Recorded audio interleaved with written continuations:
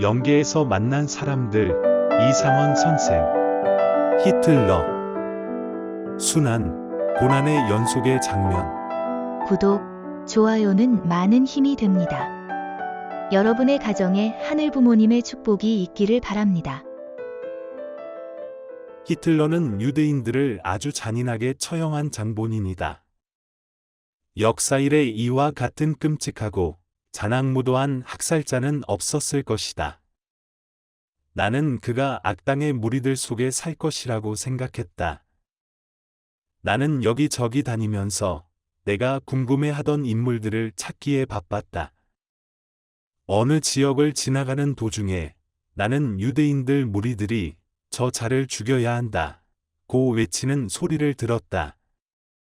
내가 고개를 돌려보니 구름대보다 더 많은 무리들이 그들의 손과 발이 쇠사슬로 묶인 채 고래고래 소리를 지르며 저 자를 죽여라, 저 자를 죽여라 하고 외쳤다. 그러한 무리들은 그 끝이 보이지 않았다.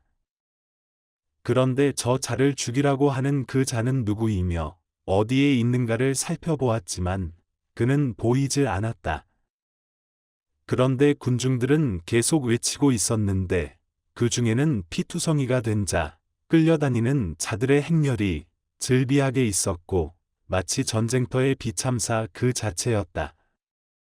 그런데 죽이라고 지목된 그가 누군지를 찾을 수가 없었다. 나는 여기저기를 기웃거리면서 전쟁터의 화약고 속을 파헤치는 심정으로 그를 찾아보았다. 아뿔싸, 이게 웬일인가? 어떤 나무 위에 사람이 메어 달려 있었다.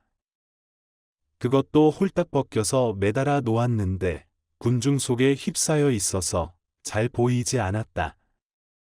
어느 누구도 그를 사람으로 취급하지 않았다. 그리고 그들은 벗겨진 그의 알몸을 쳐다보면서 여기저기서 내가 우리를 죽일 때 했던 것 이상으로 너도 당해야 한다. 창피하냐? 여인들이여. 저 자의 고환을 만져보라. 수천만 인간들을 짐승같이 학살한 저 자의 고환이 얼마나 탐스럽냐. 만져보라. 그리고 가슴판에 새겨진 저 글권은 무엇이냐. 내가 나치스의 왕이라고. 내가 왕 노릇했으니 이제 우리는 너희 백성의 자격으로 못된 왕을 처단하겠다.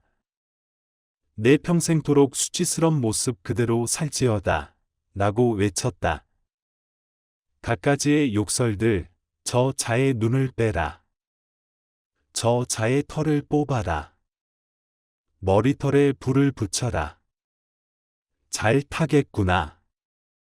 지글지글, 내 몸은 잘 타겠구나. 등등의 원성이 여기저기서 들려왔다. 지상에서 아무리 처참해도 저런 모습은 없으리라. 나는 참혹한 그 광경을 보았을 때 동정심이 전신에 감돌았다.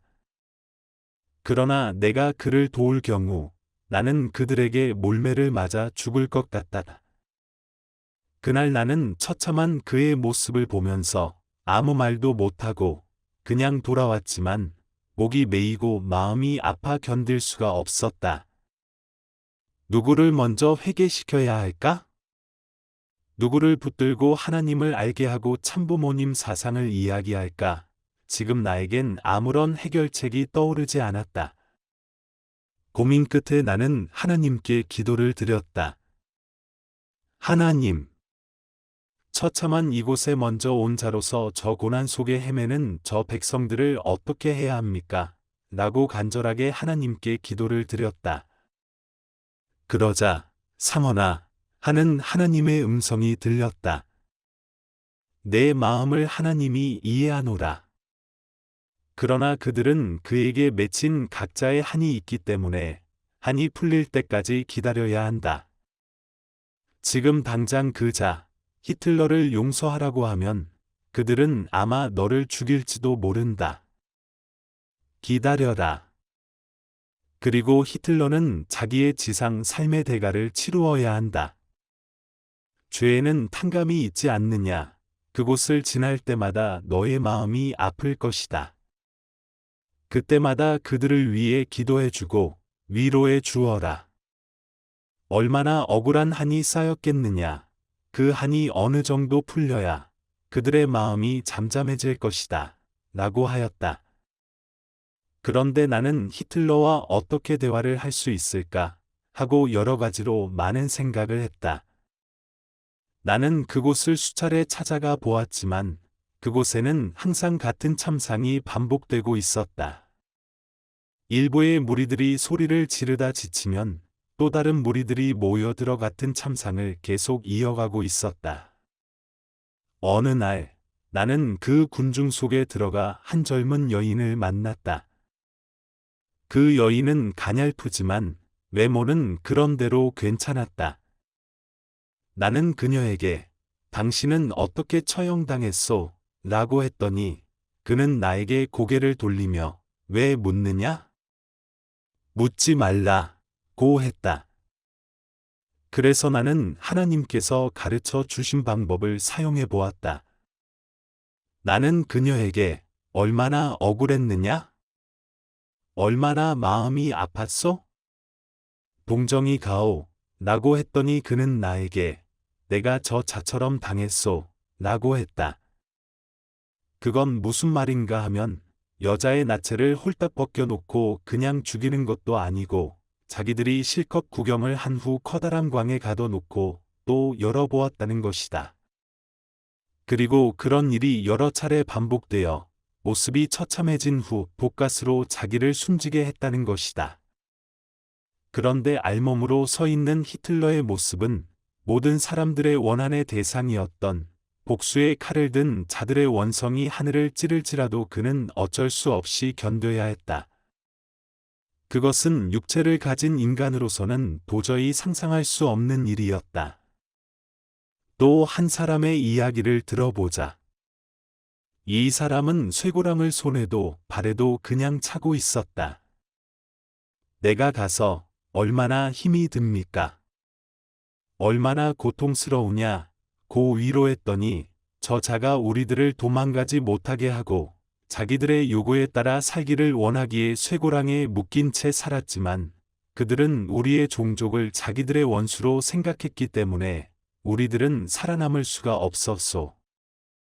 그 잔인함이란 보기조차 흉한 것이었으니 지금 우리의 여러 종족들이 저 자에게 원수를 갚기 위해서 우리의 쇠고랑을 다 걷어서 저 자를 덮어주면 크고 멋진 무덤이 되겠지요. 언젠가는 그 날이 올 것입니다.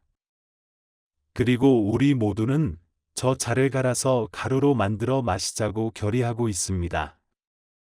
그래도 우리의 한은 풀리지 않을 것이라고 했다. 어찌 이 광경을 글로 다 표현할 수 있으랴. 그것은 끊임없는 순환, 고난의 연속의 장면이었다. 하지만 나는 좀 더 시일이 경과한 후 그를 반드시 찾아가리라.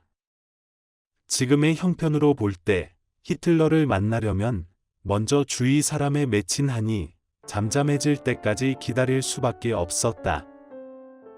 나는 하나님의 말씀을 생각하며 기도하면서 기다리겠다. 그 기다림이 언제까지일까 생각해 본다. 1998년 5월 경청해 주셔서 감사합니다.